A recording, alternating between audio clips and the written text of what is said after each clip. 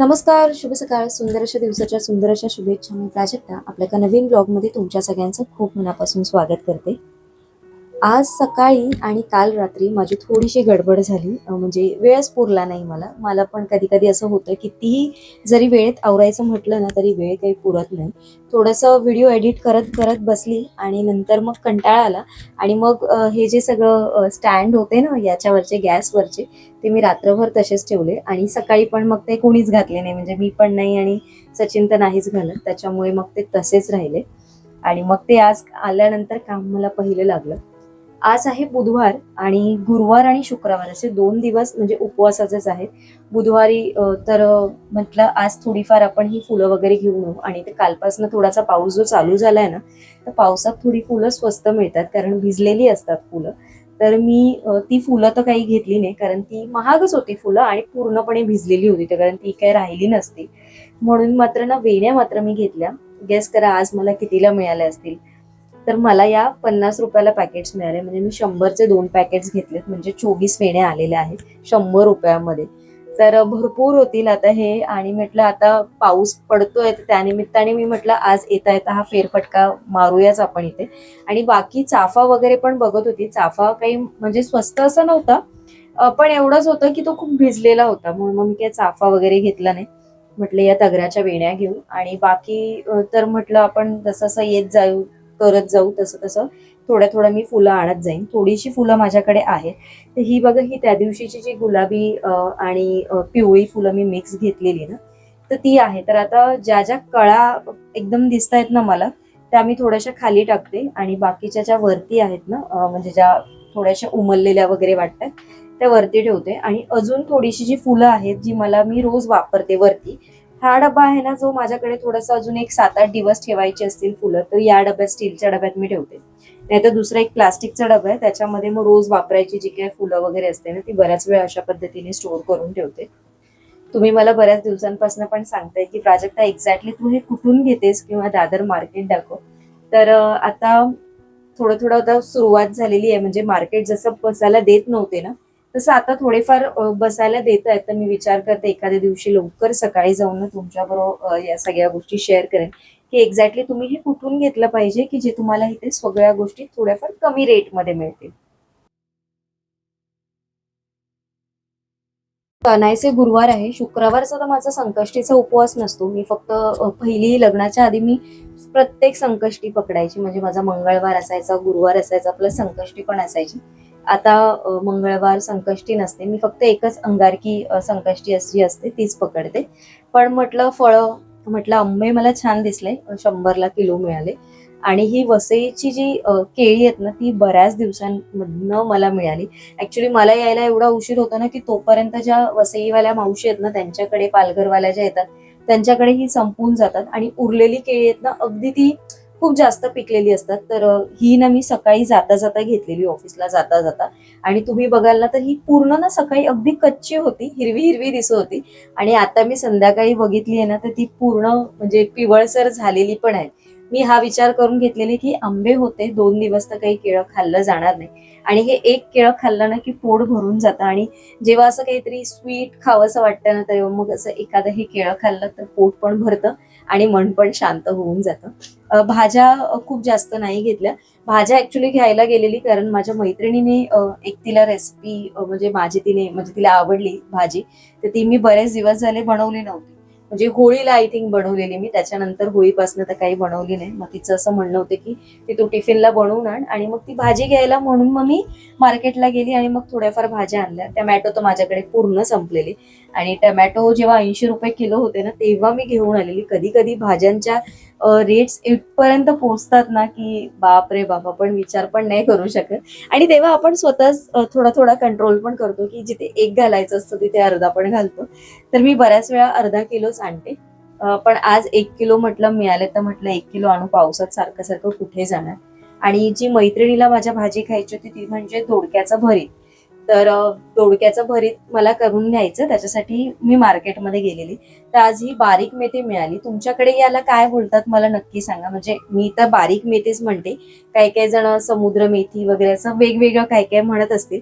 आणि ही क्लीन करणं एक मोठा टास्क आहे. म्हणजे याला क्लीन करणं म्हणजे भरपूर पाणी पाहिजे आणि पाणी 3-4 वेळेस तरी चांगलं याला धुवावं लागतं. याच्यामध्ये खूप जास्त रेती असते.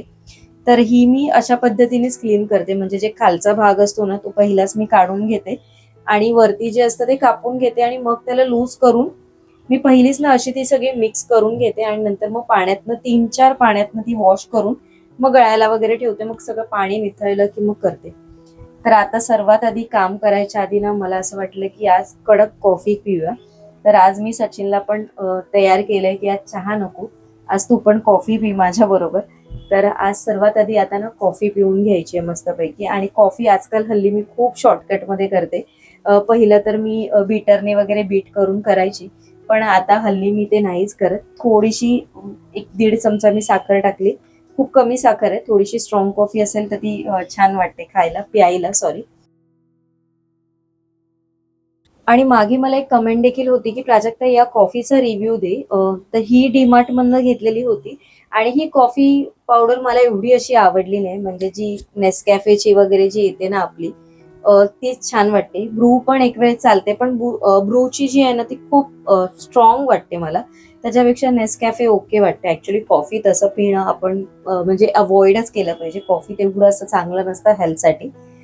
पण मी कधीतरी अशी पिते. पण मोस्ट ऑफ ज्या दिवशी उपवास असेल किंवा असं खूप जास्त असं वाटत असेल की आता भरपूर काम करायचंय ना, त्या दिवशी कॉफी पिऊन घेते. आणि आता कॉफी प्यायल्यानंतर आता आपल्या कामांना सुरुवात करायची. तर आज वरण भाताचं कुकर लावणार आहे मी. त्याचबरोबर भात, म्हणजे वरण भात, चपात्या असणार आहे, बारीक मेथीची भाजी आहे, त्याचबरोबर आंबा आहे.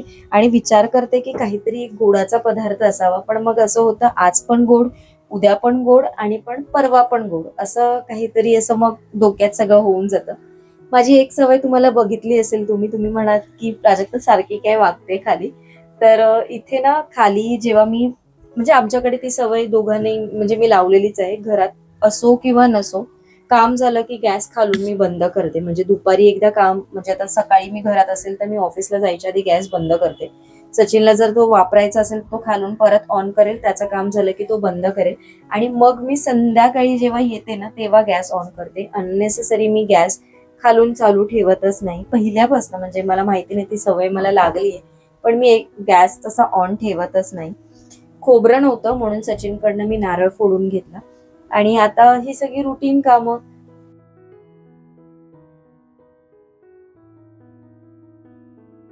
काही प्रश्नांची उत्तरं मी तुमच्या कमेंट मार्फत जी नाही देता येत ती व्हिडिओ मार्फतच सांगत जाईल. तर 1-2 कमेंट अशा होत्या की एक तर होता की तू व्हिडिओ एडिटिंग कुठल्या ॲपमधनं करते.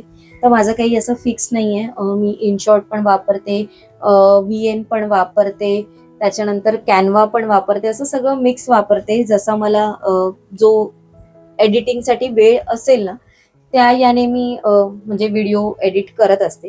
जसं जमेल तसं, कसं कसं सोपं होत असेल तशा याने करते. आणि हा अजून एक गोष्ट जी मला तुमच्या बरोबर ना बऱ्याच तुमच्या बरोबर म्हणण्यापेक्षा तुम्हाला बऱ्याच दिवसांपासून विचारायची होती की तुम्ही आपला हा व्हिडिओ कुठून बघताय. म्हणजे मुंबईमधनं बघताय, पुण्यामधनं बघताय की नाशिक, इचलकरंजी, जसं कोल्हापूर आहे, असं वेगवेगळी जी ठिकाणं आहेत तिथून तुम्ही एक्झॅक्टली कुठून हा व्हिडिओ बघताय मला नक्की कमेंट करून सांगा.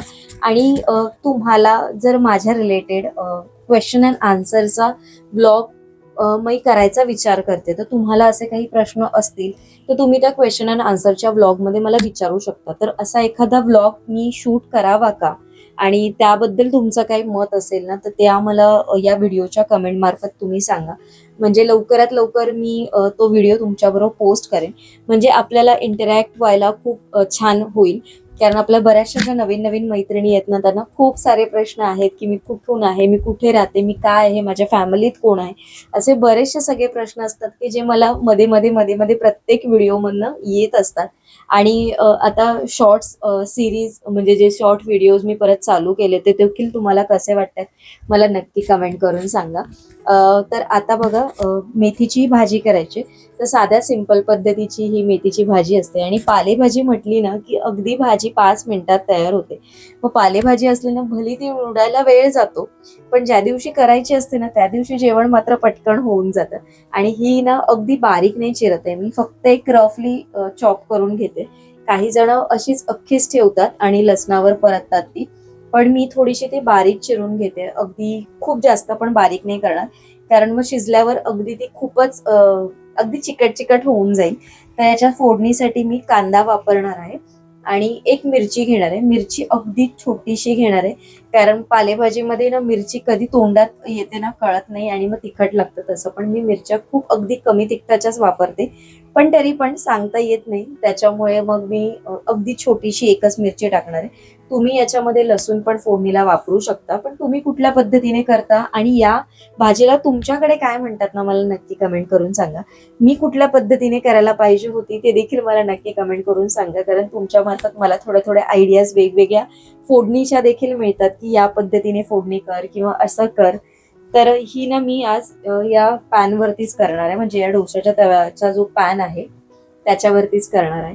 तर फोडणीला मी तेल घेतलं, तेलामध्ये कांदा आणि ही जी मिरची होती एकत्र टाकून थोडंसं परतून घ्यायचं. परतायच्या वेळेस थोडंसं मी मीठ टाकणार आहे. मीठ कमी टाकायचं, कारण भाजी नंतर थोडीशी काय बोलतात ती श्रिंक होते, म्हणजे जशी अशी ती होते तशी आवळली जाते आणि मग ती थोडीशी अगदीच होऊन जाते.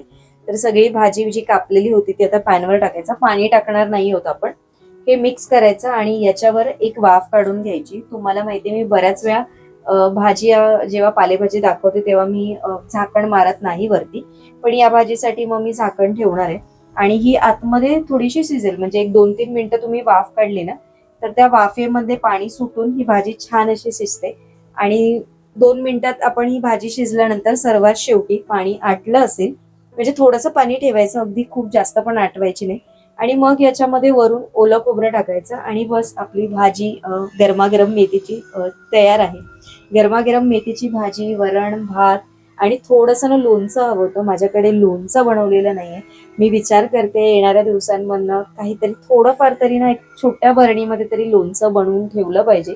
जसं वरण भात असेल, साजूक तूप असेल, त्याच्यावरून एक अशी छोटीशी अशी फोड असेल ना कैरीची, की जेवणाचा आनंद काहीतरी तो वेगळाच असतो. आणि काही नसेल ना तरी पण चालतं, जसं पिठी भात तसं आहे हे. तर आता ब्लॉग मध्ये मी पुढे किचनचं काहीच दाखवलं नाही. आज अजून जेवणामध्ये मला शिरा करायचा आहे. ऍक्च्युली उद्यासाठी करायचा होता, पण मग मी तो आजच केला. म्हटलं असं साधं जेवण असतं ना, म्हणजे वरण भात, अशी पाल्याची भाजी, मग ती मेथीची असो किंवा मग कुठलीही असो, लाल माठ वगैरे असो, त्याच्यावर गरमागरम चपात्या, आंब्याची फोड होती त्याच्याच बरोबर. आणि मग म्हटलं काहीतरी शिरा पण करू, बरेच दिवस नाही केलाय. तसं बघायला गेलं तर गुरुवार पण आहे उद्या आणि नंतर शुक्रवार पण आहे. शुक्रवारी संकष्टी पण आहे. तर दोन्ही दिवस काही ना काहीतरी तो गोड होईलच. पण कमी गोड काय म्हणजे करायचं ते तुम्हाला मी उद्याच्या ब्लॉग मधनं नक्की शेअर करेन.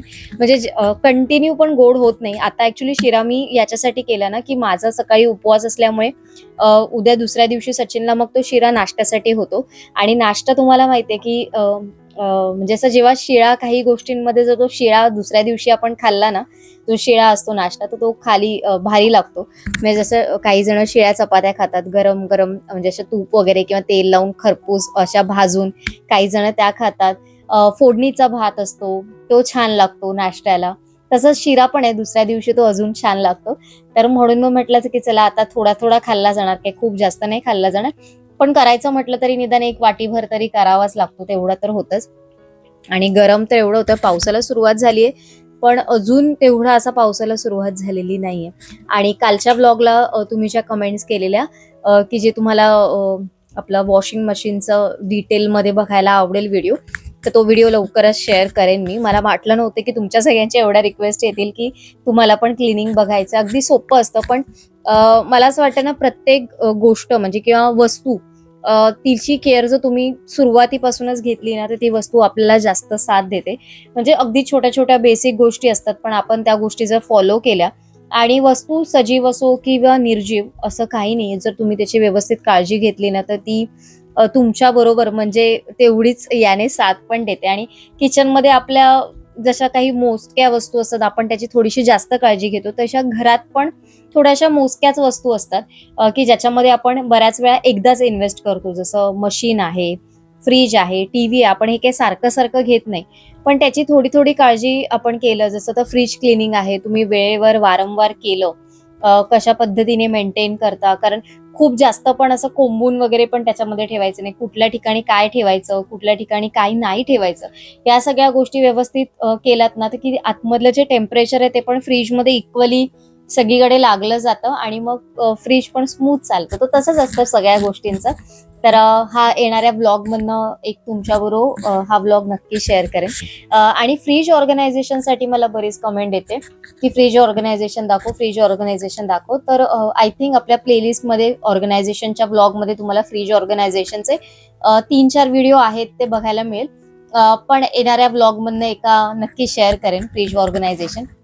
तर चला, आजचा ब्लॉग मी इथेच एंड करते. उद्या एका छानशा ब्लॉगमध्ये भेटेन दुपारी 1 वाजता. आजचा ब्लॉग थोडा जरी आवडला असेल तर लाईक करा, शेअर करा. चॅनलला अजून सबस्क्राईब केलं नसेल तर सबस्क्राईब करा आणि त्याचबरोबर छान अशी कमेंट करा आणि हाईप देखील करा.